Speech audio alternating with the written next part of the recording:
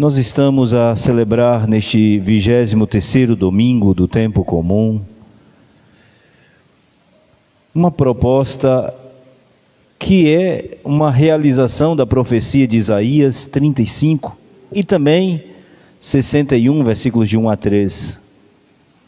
Jesus que veio descerrar os ouvidos, recuperar a vista dos cegos, como diz o capítulo 4 do Evangelho de Lucas 16, e proclamar o ano da graça do Senhor. Jesus está na região de pagãos. A Decápole, ou seja, as 10 cidades, são cidades pagãs, e é justamente lá onde levaram um homem surdo, mudo. É interessante este evangelho porque nos dá a entender que parece que alguém que tem uma deficiência palativa e auditiva não tem problema de caminhar sozinhos, né? De ir a algum lugar sem que precise alguém conduzi-lo. Mas o evangelho de hoje faz questão de dizer no versículo 32, trouxeram então um homem. Querida comunidade, esse trouxeram nos reporta a nossa fé. Ninguém vai ser cristão sozinho. Ninguém vai conseguir caminhar a ter o Cristo sem que precise de auxílio. Todos, indistintamente, foram ou são cristãos porque alguém o levou, porque alguém o conduziu, porque alguém proclamou, porque alguém fez você escutar algo. Então é muito interessante essa nota já no início do Evangelho, para que nós não nos arroguemos achando que eu sou cristão e a minha fé é somente eu e o Cristo, ninguém me auxiliou em nada. Seja humilde. Reconheça que alguém lhe ajudou, como por exemplo a vocação ministerial. Pode olhar, toda vocação sempre tem alguém por trás que orienta, que conduz. Querida comunidade de fé, é muito pertinente essa nota. Guarde no seu coração e agradeça a Deus por aquele que um dia te fez cristão. Talvez, quem sabe, aqui é uma oportunidade de você lembrar dos seus pais que lhes fizeram cristãos. Quando você talvez ainda não tinha consciência, porque nem precisa, todo pai cristão, logo filho cristão.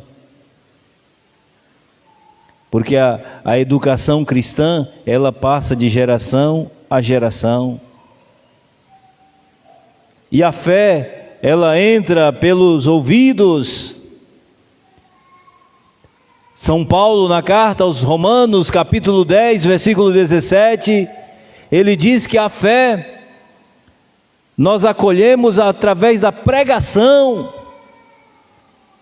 Ou seja, por isso que na Igreja Católica não se leva a Bíblia para a missa, porque a fé não é lida, é proclamada, é ouvida. E aqui essa nota é importante porque o Evangelho de hoje diz que trouxeram este homem. Jesus toma esse homem pela mão e tira do meio da multidão.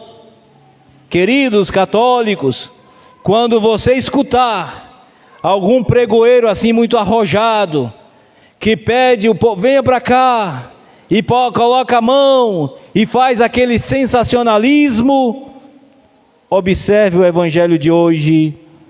Quando Jesus tomou aquele homem pela mão e tirou fora versículo 33, saiu do meio da multidão, porque Jesus não precisa de sensacionalismo. Talvez alguns pregoeiros por aí que precisam disso, para mostrar que a sua pregação é verdadeira. Cuidado! Mateus 24, versículo 23 a 26, tem uma nota muito importante. Jesus a alertar que muitos virão em seu nome, fazendo milagres, curando muita coisa, fazendo propaganda. Cuidado! Porque esses não são seguidores de Cristo coisíssima alguma, são seguidores de si mesmos. Precisam fazer teatro para que a galera acredite na sua pregação. Jesus, quando fez o milagre, ele tirou o homem da multidão e foi a sós num lugar reservado. Que coisa linda! E ainda disse mais: agora vá e não diga nada a ninguém. Diferente desses arrojados pregadores que precisa, venha para cá, você está doente, vou colocar a mão na sua cabeça e você vai ver, pá! E aí a galera olha e fala assim, esse é o cara, mais importante do que Jesus, talvez já fez até mais milagre do que Jesus. Se brincar, se Jesus vacilar, ele perde o trono. Querida comunidade, cuidado com a fé que é baseada em milagres. A nossa crença em Cristo não é porque Ele pode fazer algum milagre na nossa vida. A minha fé no Senhor é porque Ele é o único que pode me salvar e mais ninguém.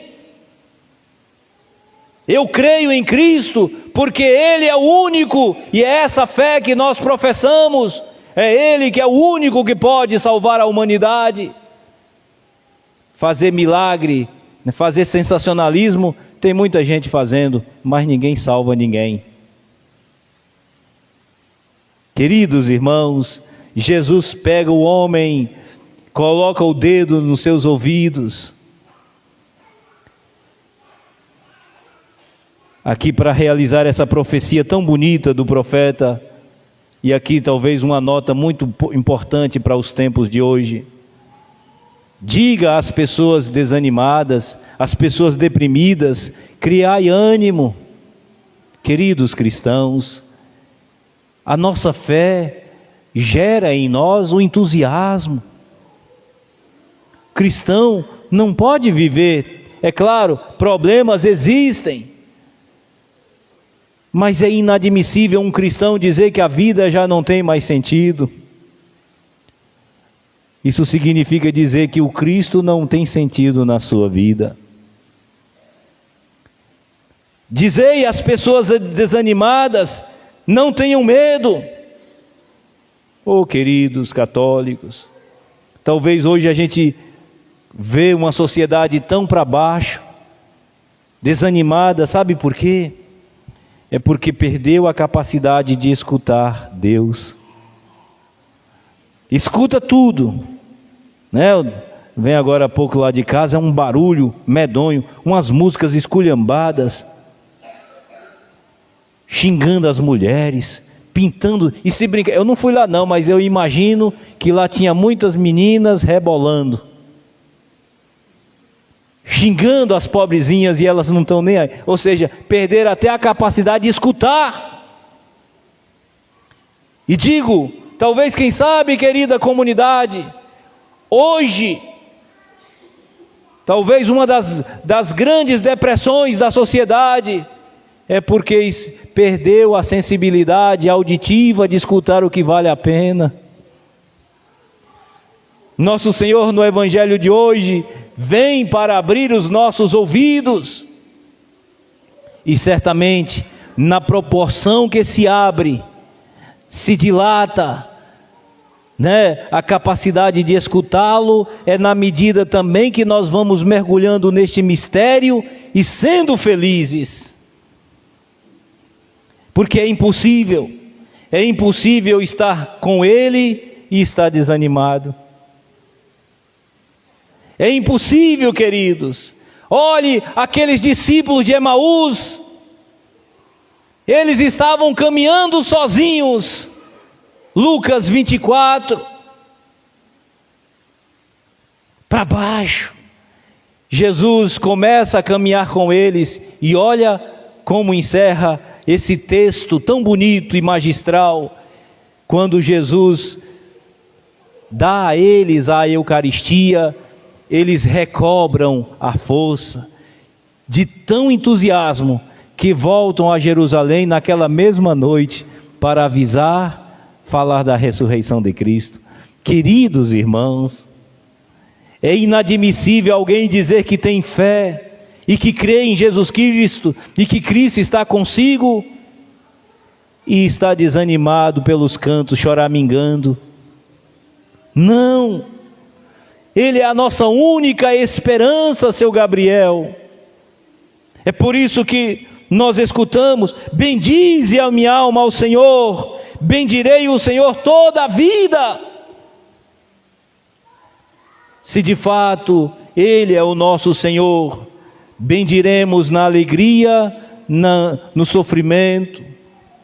Quando nós não entendemos as coisas, nós mesmo aí bendiremos ao Senhor. Porque o dinamismo da fé é muito mais do que aquilo que nós julgamos ser o bom e o ruim. Queridos irmãos, por isso que Jesus veio, abriu aos ouvidos daquele homem, e depois fez lá uma graça, uma coisa assim estranha, cuspiu, pegou a saliva, passou na boca daquele homem. Jesus não poderia ter feito de outro modo? Seu Nestor? Poderia. Jesus não poderia ter dito assim como fez, com aquele homem lá, aquele oficial romano: vá, que a sua fé curou o seu empregado. Mateus 8. Podia. Por que Jesus pega e cospe e passa na boca daquele homem? É uma nota judaizante, é uma reflexão dos judeus. Para o judeu, a saliva é o hálito liquefeito. A saliva é justamente o ar transformado em matéria palpável, sentida. Dou um exemplo: quando você acorda de manhã, está aquela nevasca assim, aí você chega no espelho do seu banheiro e dá um sopro, aquele sopro fica todo em fumaça assim, daqui a pouco transforma-se em gotículas. Pois bem, queridos, por isso que Jesus cospe, para dizer: aquele homem precisa receber aquele ruar do livro do Gênesis 2, versículo 7, que Deus, quando fez o homem do barro, soprou o hálito de vida em suas narinas. É este mesmo hálito, é esse mesmo espírito que aquele homem recebe, para que ele possa proclamar de alta e sonante voz a vida de nosso Senhor Jesus Cristo nele. Querida comunidade de fé, esse gesto também se faz no batizado, O padre, o diácono, quando vão batizar uma criança, sopra nos seus ouvidos e diz: Éfata, abra-te, destrave a língua, para que você possa, ao ouvir a mensagem do reino, com alegria você possa proclamá-lo. E aqui dizer, queridos cristãos, quantas vezes perdemos essa oportunidade? Talvez na medida que a gente vai escutando a mensagem do reino, é na mesma medida que a gente também vai prolatando. Na medida que a gente bebe dessa fonte, é na mesma proporção que vamos vivendo dia a dia. Observe a nota da segunda leitura. Não é a mesma coisa? Sim. O apóstolo Tiago, ele está tentando traduzir em práticas do dia a dia aquilo que nós professamos com os lábios. É por isso que domingo passado, ele mesmo dizia que não seja como aqueles que apenas ouvem, mas depois não fica nada. Hoje ele está dizendo, se alguém entra no templo, 2 pessoas vão à igreja, um com anel no dedo, o outro com a roupinha surrada, e você diz àquele que está com o anel no dedo, venha para aqui, senta aqui, e diz ao outro, fica aí mesmo, ou senta aqui aos meus pés, por acaso não fez acepção de pessoas? Um cristão não faz acepção de pessoas, ainda que seja alguém que não comunga com a sua fé. Um cristão não faz acepção de pessoas, ainda que alguém viva uma vida devassa.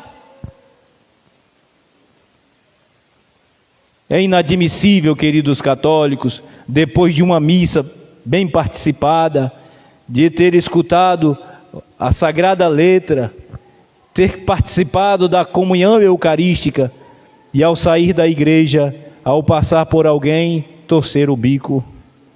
É inadmissível, não entendeu absolutamente nada.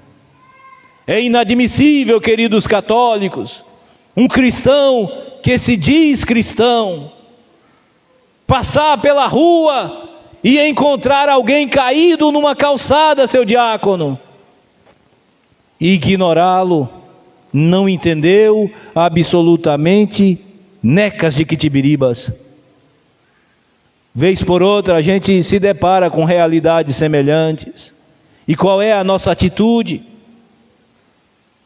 Às vezes você passa pela rua, tem alguém sentado numa calçada chorando. Qual é a atitude de um cristão? Não é que você é curioso, não. Mas se você vai caminhando ali, passa, vê alguém chorando, chega junto. Você precisa de apoio. Você está precisando de alguma coisa que eu possa ajudar? É assim que faz um cristão, não passa adiante. Lembra quando Jesus contou aquela parábola do sacerdote que estava apressado para ir ao templo e tinha alguém caído na rua, passou um levita, mas veio um samaritano, colocou na sua burrinha, levou a uma hospedaria, cuidou dele e ainda disse mais, eu vou a uma viagem, quando eu voltar, se tiver gasto alguma coisa a mais, eu pagarei. Está vendo? Por isso, queridos cristãos, a atitude de um cristão é transformar na vida aquilo que se proclama na celebração litúrgica. Eis, portanto, a nota da segunda leitura. Agora vale lembrar que toda essa ação não é um filantropismo. Toda a nossa caridade para com alguém não é porque nós somos bonzinhos, ou porque a gente é complacente, humanismo. Não, é porque nós somos cristãos. Às vezes a gente fica assim, basta só fazer caridade pela caridade. Eu não preciso nem ir à igreja, eu sou caridoso. Para que missa? Para que missa? Para que comunhão? Para que escutar? Eu sou apenas caridoso. Cuidado com esse pensamento. Esse pensamento não é cristão. Lembre do capítulo 13, da primeira carta de Paulo aos Coríntios. Ele diz, ainda que eu pegue a minha riqueza e distribua aos pobres, se eu não tiver essa caridade que brota da minha relação com Deus, nada disso adianta. A gente precisa ter um grande cuidado, porque tem muita gente fazendo filantropismo, dizendo, só precisa fazer caridade, eu não preciso mais de nada. Cuidado, arrogante. Cuidado. Cuidado, você está dizendo que tudo que Nosso Senhor fez não tem sentido. Quando, por exemplo, Ele diz, tomai todos e comei, isso é meu corpo. Quem participa desse corpo e do meu sangue terá a vida eterna. Você vai estar dizendo que isso não tem sentido algum. Cuidado, querido católico. Portanto, não é filantropismo. E que inclusive, quem é o pobre nessa segunda leitura? Vale lembrar que o pobre é sempre alguém que tem necessidade. Às vezes a gente sempre coaduna o pensamento de pobreza com quem não tem dinheiro. Mas tem tanta gente que tem dinheiro, mas é pobre.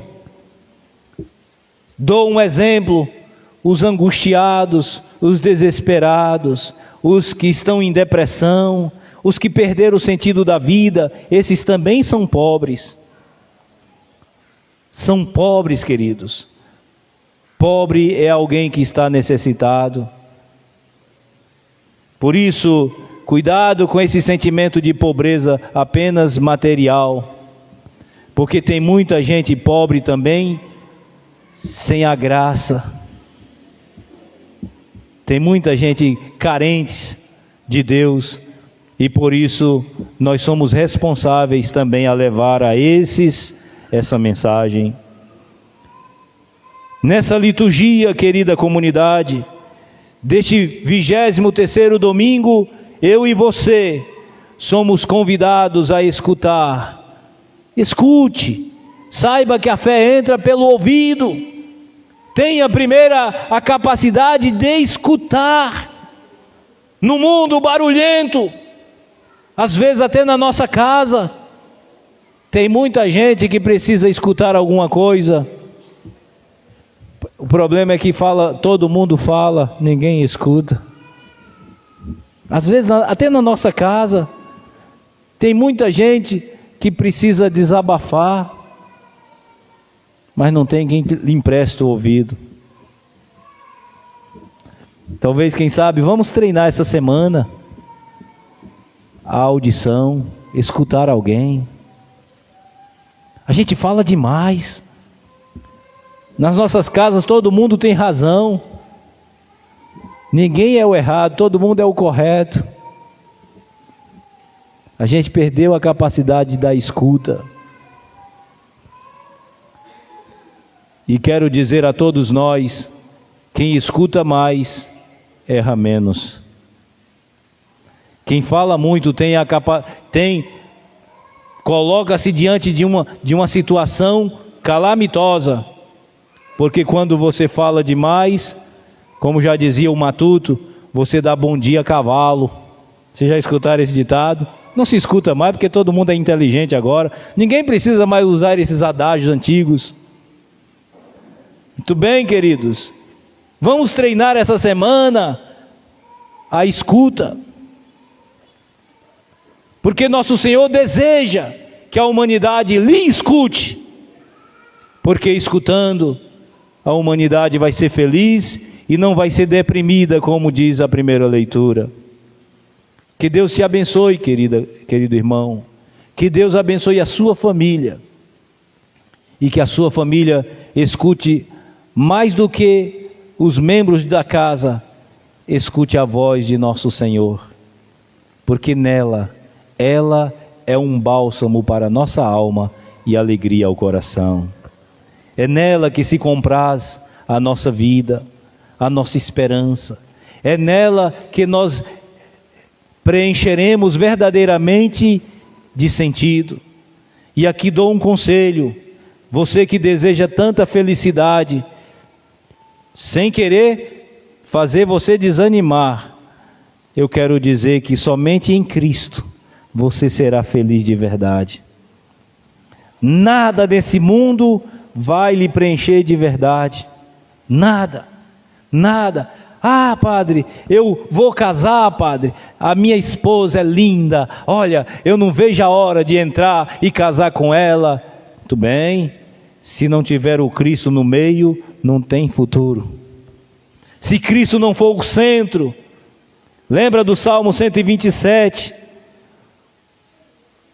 O homem que teme o Senhor, que trilha os seus caminhos, será feliz. A sua esposa será uma videira bem fecunda no recesso do seu lar. Os seus filhos, rebentos de oliveira, ao redor de sua mesa. Tudo irá bem. A menina fica sonhando com um príncipe encantado. O problema é que o tempo passa e o príncipe vira um sapo. A alegria, queridos irmãos, está sempre para além daquilo que você julga ser a plenitude da sua felicidade aqui na terra. Nada desse mundo. E sabem por quê? Porque Deus, quando lhe fez, diz São Jerônimo, Ele colocou dentro de você o desejo da eternidade.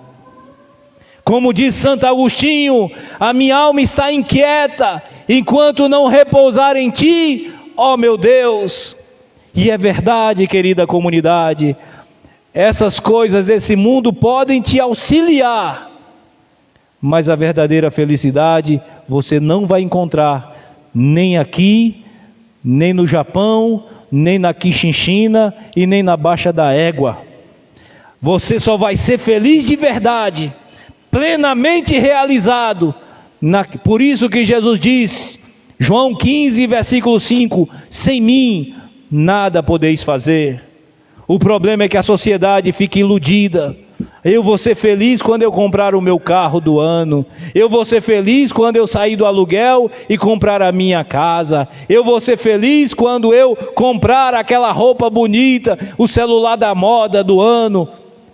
Sonhe, mas eu quero já te desanimar. Não é isso que vai lhe levar à verdadeira felicidade. Observe, você desejou comprar alguma coisa, depois que compra,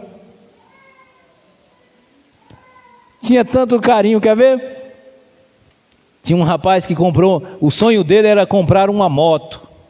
O sonho, porque coitado, sofria tanto, ia para o trabalho de bicicleta, comprou a moto.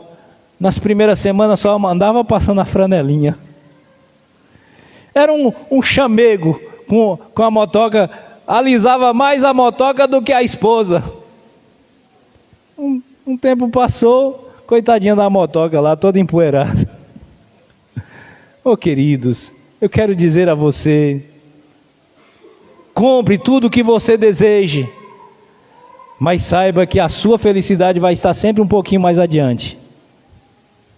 Porque somente em Deus a nossa alma terá repouso de verdade. Como dizia o Salmo 41, como a corça suspira pelas águas correntes, suspira minha alma por vós, ó meu Deus. Escutemos, portanto, essa voz que vem de nosso Senhor. Se você de fato quiser sair da sua desanimação, da sua tristeza, da sua angústia, do seu vazio, da sua falta de sentido, é nele que a gente verdadeiramente vai ser feliz de verdade. Que Deus abençoe a todos nós e que Nossa Senhora interceda ao seu Filho, dando-nos essa capacidade de escutar aquilo que ela disse. Fazei tudo o que o meu Filho vos disser. Amém.